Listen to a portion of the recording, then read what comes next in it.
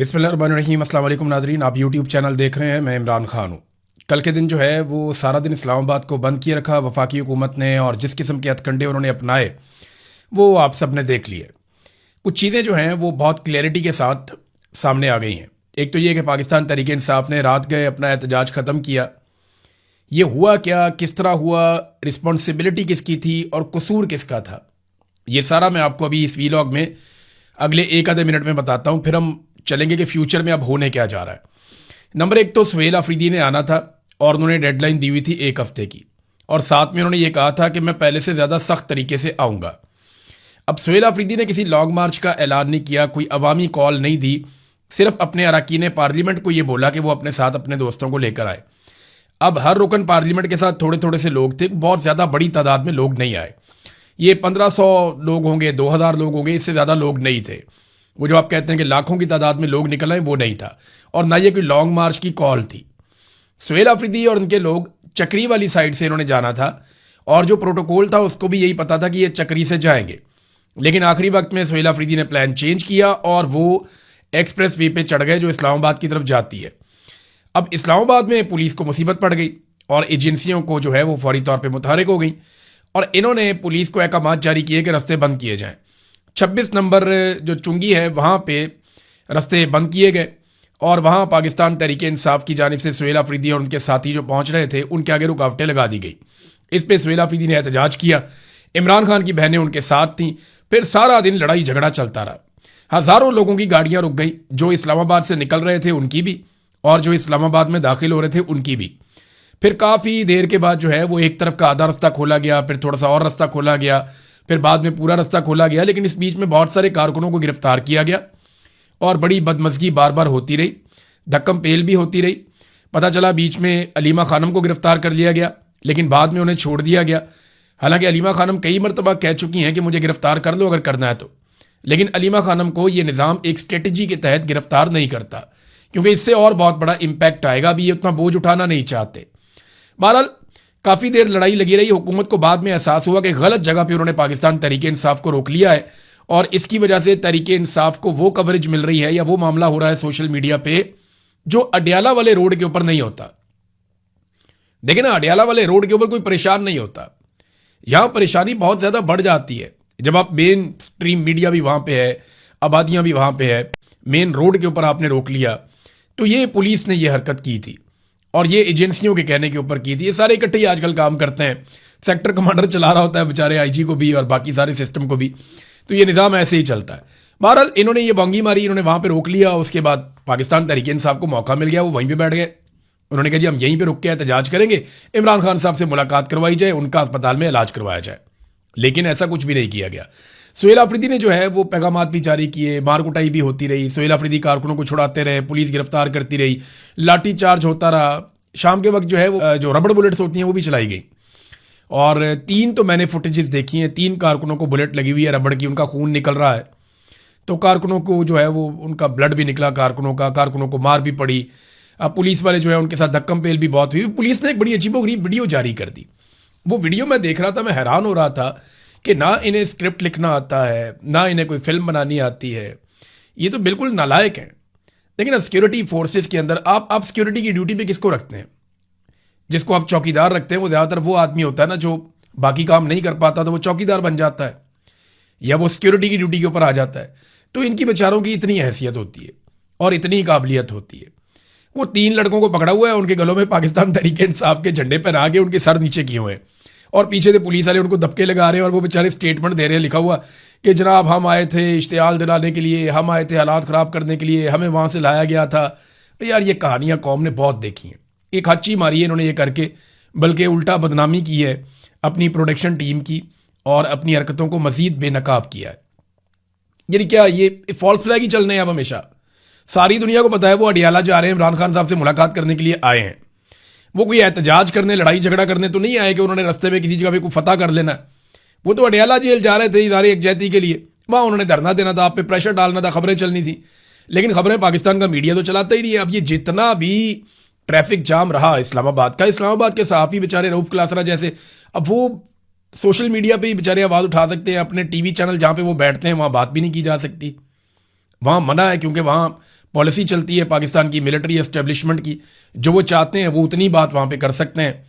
जब कोई ज़रा ऊपर नीचे बात करता है तो उसकी नौकरी चली जाती है, या उसको कोई नोटिस आ जाता है, या उसको इंतज़ामिया की जानिब से, जो चैनल की इंतज़ामिया है उसकी जानिब से उसको नोटिस मिलना शुरू हो जाते हैं और तंबीह की जाती है उसको कि आज के बाद अच्छे बच्चे की तरह आपने रहना है। बहरहाल ये हरकत सारी की सारी हुकूमत ने की थी, बेवकूफ़ी, लेकिन पाकिस्तान तहरीक इंसाफ वहाँ बैठ गई थी। अब हुआ ये, जो रिपोर्ट हुआ मामला वो ये है कि बैरिस्टर गौहर फिर मिलने के लिए आए। उन्होंने अलीमा खानम से भी मुलाकात की और सुहेल आफरीदी से भी मुलाकात की। इसमें जो अलीमा खानम है उन्होंने कैटेगोरिकली ये कह भी दिया था कि ये मोहसिन नकवी के साथ राब्ते में है।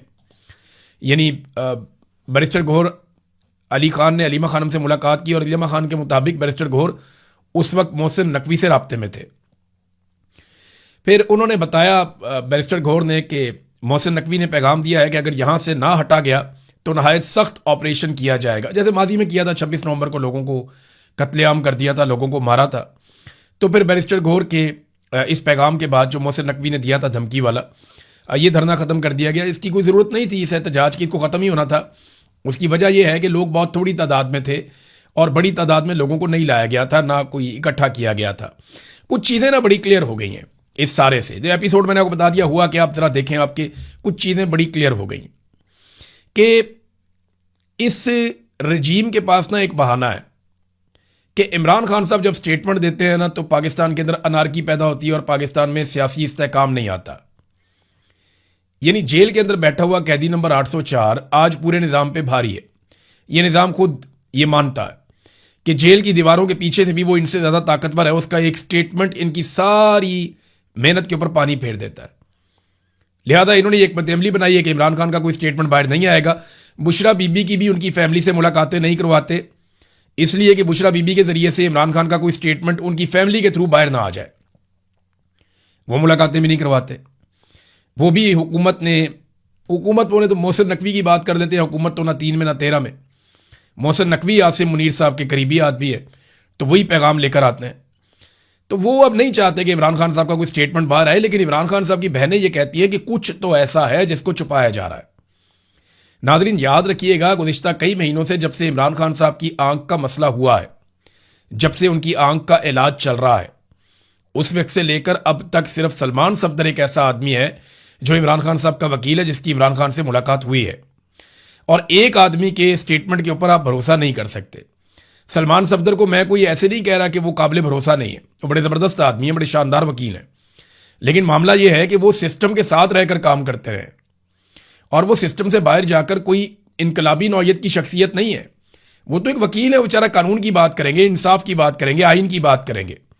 और इमरान खान साहब से अगर उनकी मुलाकात करवाई जाए और बाद में उन पर दबाव हो कि फलानी चीज़ आपने नहीं बतानी, तो बहुत मुमकिन है कि अगली मुलाकात हो जाए इसके लिए वो फलानी चीज़ ना बताएं और वो ये समझते हो कि इमरान खान साहब की इसमें बेहतरी है। लेकिन मामला ये है कि उनकी फैमिली को नहीं मिलवाया जा रहा, या किसी ऐसी शख्सियत की इमरान खान से मुलाकात नहीं करवाई जा रही जो बाहर आकर हकायक कौम के सामने रख सके। इमरान खान की बहनें कह रही हैं कि कुछ ना कुछ तो ऐसा ज़रूर है जिसे छुपाया जा रहा है। हमारी कई महीनों से, लगभग अब 5-6 महीने हो गए, इमरान खान साहब से कोई मुलाकात नहीं करवाई जा रही। कोई भी उन्हें नहीं मिला, उनके ज़ाती डॉक्टरों को भी मिलने नहीं दिया जा रहा। तो ऐसा क्या है जिसे छुपाया जा रहा है? अब यह चीज़ तो क्लियर हो गई कि हुकूमत इमरान खान से मुलाकात नहीं होने देगी। यह चीज़ भी क्लियर होगी कि इस हुकूमत के अंदर इंसानियत या कोई चीज़ ऐसी आप समझ रहे हो कि कोई जाग गई है, कोई जमहूरियत है, कोई इंसानियत है, तो ऐसा कुछ नहीं है। और ये चीज़ भी सुहेल अफरीदी को अब क्लियर हो जानी चाहिए कि ये घी सीधी उंगली से नहीं निकलेगा। उन्हें एहतजाजी सियासत पे जाना पड़ेगा, जिसका इमरान खान साहब ने आज से 7 माह पहले या 8 माह पहले हुक्म दिया था। इमरान खान ने कहा था कि स्ट्रीट मूवमेंट चलाई जाए। तो स्ट्रीट मूवमेंट वो नहीं है जो सुहेल अफरीदी किसी गांव में, किसी शहर में चले जाते हैं, वहाँ लोग निकलते हैं, नारेबाजी होती है, ये गाड़ी के ऊपर खड़े होते हैं, तकरीर करते हैं, वापस आ जाते हैं। वो स्ट्रीट मूवमेंट नहीं है।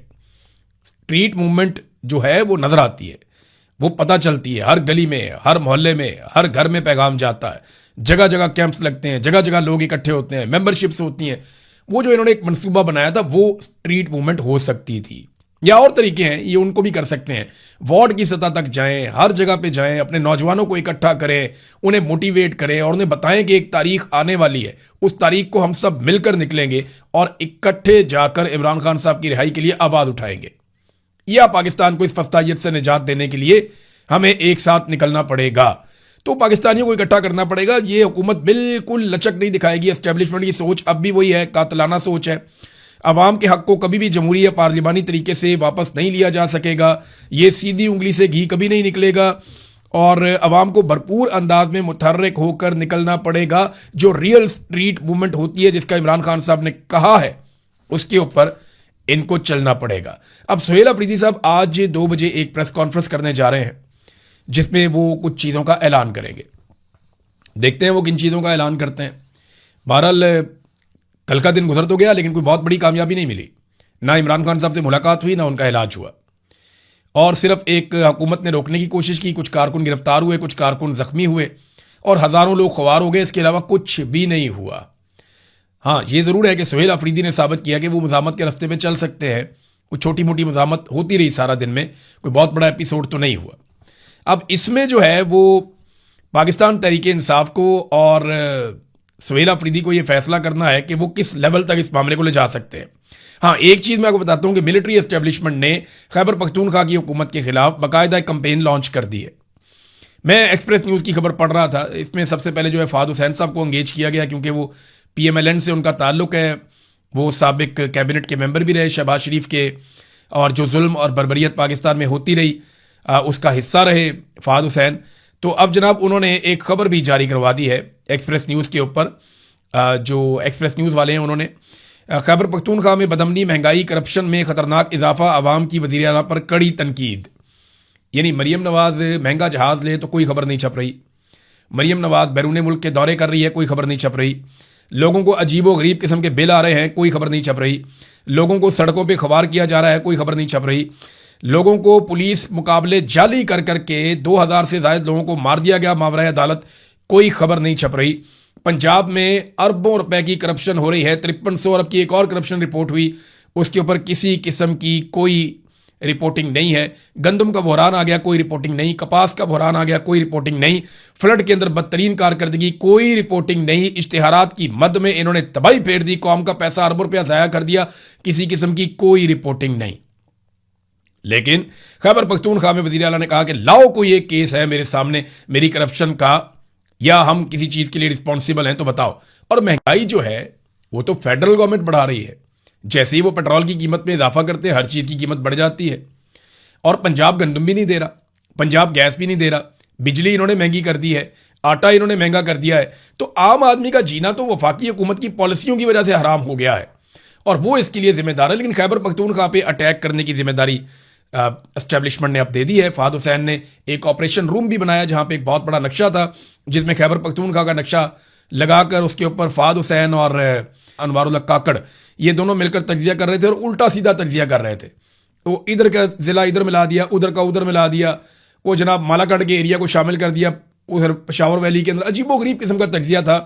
जिन्हें उस एरिया का पता नहीं है, जो उस एरिया और उसके डायनामिक्स के बारे में जानते नहीं है, यानी वहाँ बहुत सारे मकामी सहाफ़ी हैं जिनके पास बहुत नॉलेज है, जो उसके बारे में जानते हैं, जिन्हें पता है कि कबालियों के प्रॉब्लम्स क्या हैं, अफगानिस्तान के साथ प्रॉब्लम क्या है, ये मसला हल कैसे होगा, जिनके पास बेशुमार नॉलेज है, उनको साइड पे बिठा के एस्टेब्लिशमेंट के 2 बंदे वो बैठ के एक स्टूडियो के अंदर ऑपरेशन रूम बना के नक्शे खोल के वो कौम को जो है वो चूरन दिखा रहे हैं। ये इस किस्म की हरकतें की जाती हैं, अंग्रेजी के अंदर कर रहे हैं, इस किस्म की हरकतें की जाती हैं जब एक नया को मिलिट्री एडवेंचर पाकिस्तान में करना हुआ हो, तो इससे पहले ये होता है। मुझे आज भी याद है कि 2008 में जब इन्होंने ऑपरेशन करने थे स्वात के अंदर, तो एक जाली वीडियो मंजरे आम पे आई थी कि एक लड़की है उसको कोड़ों के साथ मारा जा रहा है। तो जनाब फ़ाद हुसैन साहब ने चलवा के वीडियो चलवा के, हम न्यूज़ रूम में बैठ के कहते थे यार ये एक एक बुलेटिन में 10-10 दफ़ा क्यों चलती है। फिर उसके ऊपर गाने बनवा दिए, शायरी बनवा दी, म्यूज़िक बनवा दिया, और बाद में पता चला वो लड़की वहाँ की है ही नहीं। जिधर पूरा ऑपरेशन करके तहो बाला करके रख दिया सारा कुछ, ऑपरेशन की बर्बादी के ऊपर लोग आज भी जाके आप कहानियां सुने तो आप कानों को हाथ लगाएं जो वहां पे हुआ था ऑपरेशन के नाम के ऊपर। लोग इसीलिए ऑपरेशन से इतने मुतनफर हो गए मालाकंड के, खासतौर पे स्वात के लोग। तो अब जनाब लोग क्यों कहेंगे कि आप ऑपरेशन करें आके। लेकिन खैबर पख्तूनख्वा में एक मरतबा फिर ऐसा लगता है एक नया ऑपरेशन मुसल्लत करने की कोशिश की जा रही है। अब आ जाए नाज़रीन कुछ इंटरनेशनल खबरें। सबसे पहले डोनाल्ड ट्रंप ने एक स्टेटमेंट देके ये एतराफ़ किया है कि वो हमला करने वाला था ईरान पर, और ट्रंप ने यह कहा कि मेरा हमला करने में जो डेडलाइन बाकी रह गई थी वो सिर्फ 1 घंटे की थी। कि 1 घंटा रह गया था, हम हमला करने वाले थे ईरान पर, तो हमें राब्ता किया गया अरब ममालिक की जानिब से और खलीजी ममालिक ने हमें रोका। और रोकने की वजह भी अब सामने आ चुकी है कि खलीजी ममालिक ने बताया कि हमें टारगेट करेगा ईरान, क्योंकि देखिए डोनाल्ड ट्रंप को कोई ना कोई फेस सेविंग चाहिए होती है। अमेरिका अपने बहुत सारे हथियार चला चुका है और अमेरिका को एक बात की समझ आ गई है कि सिर्फ लड़ाई से ईरान को काबू नहीं किया जा सकता, या आप लड़ाई के जरिए से ही ईरान को घुटने टेकने पर मजबूर नहीं कर सकते। हमने ईरान के बारे में, उसकी तारीख के बारे में और वो इतनी मुज़ाहमत कैसे करते हैं और क्यों करते हैं, इसके बारे में एक स्पेशल डॉक्यूमेंट्री बनाई है। अभी उसके ऊपर काम हो रहा है। अगले चंद दिनों में वो डॉक्यूमेंट्री मैं आपके सामने रखूंगा कि एक्चुअली ईरान है क्या, ये ईरानी कौन लोग हैं और ये कैसे इतनी मुज़ाहमत करते हैं। बहरहाल ये अब डोनाल्ड ट्रंप को और अमेरिका को ये समझ आ गई है कि ताकत के बलबूते पे सिर्फ आप ईरान को नहीं मनवा सकते, लिहाजा वो कोशिश करेंगे कि बातचीत से मसला हल हो जाए। कभी पाकिस्तान फेस सेविंग देता है, कभी अरब ममालिक देते हैं, और अरब ममालिक ने यह बताया है कि ईरान की जो हिकमत अमली है उसमें खलीजी ममालिक की जो तनसीबात हैं उनको अब रखा गया है, वो वहां पे अटैक करेंगे। ये बात रूस ने भी बताई है और ये खतरे से आगाह किया था रूस ने तमाम ममालिक को कि जनाब इस मरतबा अगर आप जंग करेंगे तो ईरान जिस तरह का जवाब देगा उससे पूरा खित्ता लपेट में आ जाएगा। अच्छा नाज़रीन, अब एक और मसला भी है। वो मसला ये है कि सऊदी अरब और यूएई के ऊपर ड्रोन हमले हो रहे हैं, लगातार हो रहे हैं। यूएई में आपने देखा कि एक एटमी तनसीब के करीब, जहां पे एटमी पावर प्लांट है, उसके बिल्कुल नजदीक एक जनरेटर में आग इसलिए लग जाती है कि वहां पे ड्रोन मारा जाता है। फिर 6 ड्रोन जो हैं उनको यूएई हवा में तबाह करता है। सऊदी अरब क्लेम करता है कि 3 से 4 ड्रोन उन्होंने भी हवा में रोके हैं और उनको हवा में तबाह किया है। लेकिन अब यूएई ने एक बड़ा खौफनाक स्टेटमेंट दिया है और उन्होंने ये बताया कि ये जो ड्रोन्स हमारे ऊपर आ रहे हैं ये ड्रोन इराक से आए थे। यूएई ने कहा कि ब्राका न्यूक्लियर पावर प्लांट को निशाना बनाने वाले ड्रोन्स इराक से आए थे। अब इराक से ये ड्रोन आ रहे हैं तो फिर ईरान ने तो नहीं मारे ना, और ईरान ने यह दावा भी किया है।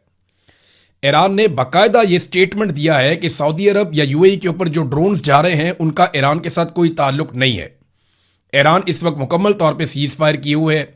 ये ड्रोन कौन चला रहा है, ये फॉल्स फ्लैग ऑपरेशन हो रहा है और कोशिश की जा रही है कि खलीजी ममालिक में कोई ऐसा नुकसान हो जाए जिससे ईरान और खलीजी ममालिक के बीच में जंग भड़क उठे। और याद रखिएगा, ऐसा कोई फॉल्स फ्लैग पाकिस्तान के खिलाफ भी किया जा सकता है, या तो पाकिस्तान में या सऊदी अरब में जो पाकिस्तान के मिलिट्री एसेट्स हैं वहां पे कोई फॉल्स फ्लैग करके पाकिस्तान को इस लड़ाई में घसीटने की कोशिश की जा सकती है, क्योंकि पाकिस्तान एक ऐसा मुल्क है जो फौजी नुक्ता नजर से ऐसा ताकतवर है कि वो ईरान के साथ लंबा पंगा ले सकता है। बहरहाल अभी जो सिचुएशन है वो ये है कि इराक से आ रहे हैं ये ड्रोन्स, ये यूएई ने कहा। तो एक बात हमें समझनी पड़ेगी कि आज से कुछ अर्सा पहले एक चरवाहे ने ये खबर बाहर निकाली थी और जब उसने रिपोर्ट किया था तो इसकी कंफर्मेशन भी आ गई थी। अब दुनिया भर के अखबारात में ये चीज़ें छप चुकी हैं कि इराक में इराकी हुकूमत की नॉलेज से बाहर, यानी इराकी हुकूमत को नहीं पता था और वो इसका इल्म नहीं रखते थे, तो इराक में ईरानी बॉर्डर्स के करीब कुछ एरियाज़ हैं जहां इसराइल ने अपनी 2 फौजी तनसीबात कायम कर रखी थी, यानी 2 फौजी अड्डे बना रखे थे इसराइल ने बड़ी खामोशी के साथ, और अमेरिका उन 2 इसराइली फौजी अड्डों को प्रोटेक्ट कर रहा था। अब ये जो ड्रोन्स हैं ये आ रहे हैं इराक की जानिब से, तो ये शक किया जा सकता है कि इसराइल कोई फॉल्स फ्लैग ऑपरेशन करना चाहता है, क्योंकि वो एक ऐसा मुल्क है जो हर हालत में इस जंग को लंबा करना चाहेगा, क्योंकि नेतन्याहू को ये इलेक्शन में सूट नहीं कर रहा जो कुछ उसके साथ हो रहा है। नेतन्याहू को जेल भी जाना पड़ सकता है, उसके खिलाफ मुकदमात भी चल रहे हैं। तो बहुत बुरी सूरत हाल है इस वक्त नेतन्याहू की, और उसे बचाना मुश्किल होगा डोनाल्ड ट्रंप के लिए या अमेरिका के लिए। लिहाजा उसे जंग बढ़ती हुई चाहिए, जंग का खात्मा नहीं चाहिए, और अगर जंग दोबारा शुरू करनी है या उसको बढ़ाना है तो कोई ना कोई फॉल्स फ्लैग ऐसा करना होगा जो काम आए। अब अमेरिकन को तो वो मार नहीं सकते फॉल्स फ्लैग में, अमेरिकन फौरी तौर पे पता कर लेंगे किसने किया कैसे किया। लेकिन अब यूएई और सऊदी अरब, उनको भी इंफॉर्मेशन मिल रही है चाइना से, रशिया से, हत्ता कि ईरान खुद कह रहा है कि ये हमने नहीं मारा, ये फॉल्स फ्लैग ऑपरेशन की तैयारी है। अब डोनाल्ड ट्रंप ने एक और बात की, उन्होंने कहा जी जुम्मा, हफ्ता और एतवार ये दिन है, ईरान के पास ज़्यादा टाइम नहीं है, 2-3 दिन के अंदर अंदर वो फैसला करे, वरना फिर मुझे दोबारा से एक और झटका देना पड़ेगा, एक और हमला करना पड़ेगा। बड़ी खबर एक और ये है कि पुतिन डोनाल्ड ट्रंप का दौरा खत्म करने के बाद, क्योंकि डोनाल्ड ट्रंप गए थे चाइना, चाइना का दौरा उन्होंने खत्म किया, वो वापस पहुंच गए अमेरिका में, अब पुतिन पहुंच गए हैं चाइना में। देखिए ये बहुत क्रूशल टाइम है, बड़ा इंपॉर्टेंट टाइम है। इस वक्त ना अमेरिका के साथ कुछ प्रॉब्लम चल रहे हैं। अमेरिका की क्रेडिबिलिटी इफेक्ट हुई है दुनिया में। यानी यूरोपीय ममालिक अमेरिका से कुछ हद तक नाराज है। अमेरिका की धमकियां, अमेरिका की हिकमत अमली, उसकी पॉलिसियां, नेटो में जिस तरीके से वो अपने आप को बाहर निकाल रहा है, तो यूरोपीय ममालिक अमेरिका से खुश नहीं है। चाइना के लिए लचक का मुजाहरा किया जा रहा है। खलीजी ममालिक ये सोचने पर मजबूर हैं कि अमेरिका हमारे तहफ़्फ़ुज़ में नाकाम हो गया। इसी तरह जो इंडिया के साथ ताल्लुकात हैं, अमेरिका के डोनाल्ड ट्रंप के पे दर पे स्टेटमेंट्स के बाद वो भी कोई बहुत अच्छे नहीं हैं। तो चाइना और रशिया के पास ये एक मौका है कि वो दुनिया में जो फ्लेक्सिबिलिटी उनके लिए पैदा हुई है वो इससे फ़ायदा करते हुए कुछ अमन मुआहदे करें और यूरोप के साथ, खलीजी ममालिक के साथ अपने ताल्लुकात को एक नेक्स्ट लेवल पर लेकर जाएं। चाइना का एक बहुत बड़ा फोकस जो है वो लैटिन अमेरिका में भी है। अमेरिका के साथ साथ जो सारे ममालिक हैं दूसरे, उनके साथ भी चाइना के बड़े अच्छे ताल्लुकात हैं, रशिया के भी ताल्लुकात हैं। तो अमेरिका के लिए ये बड़ा चैलेंजिंग टाइम है और चीन और रशिया इस मामले को समझते हैं, क्योंकि देखिए जब डोनाल्ड ट्रंप ने चाइना का दौरा किया तो ये पहली मरतबा ऐसा हुआ कि अमेरिकी सदर से ज़्यादा बड़ी और कदावर शख्सियत प्रेसिडेंट शी लग रहे थे। यानी वो ज़्यादा ताकतवर लग रहा था। उनकी बॉडी लैंग्वेज या जो एक तासुर जा रहा था दुनिया को कि ये वर्ल्ड लीडर इकट्ठे हुए हैं। पहले ऐसा होता था कि चाइना थोड़ा दबा दबा लगता था, लेकिन इस मरतबा ऐसा लग रहा था कि इक्वली को दो बहुत बड़ी पावर्स आमने सामने खड़ी हुई हैं। तो बड़ा कद बड़ा है चाइना का, खास तौर पे दिफाई नुक्ता नज़र से मईशत के मैदान में उन्होंने झंडे गाड़े हैं और इस वजह से वो अब डिफरेंटली ट्रीट हो रहे हैं पूरी दुनिया में। मेरे ख्याल में चाइना और रशिया इससे फ़ायदा उठाना चाहेंगे। हम दुनिया को बदलते हुए देखेंगे, ऐसा लगता है अगले 10, 20, 25 साल में, और ये हमारे सामने सामने ही हो जाएगा। अब तक के लिए इतना ही। अपना ख्याल रखिएगा, अपने इस चैनल का भी। अल्लाह हाफिज़।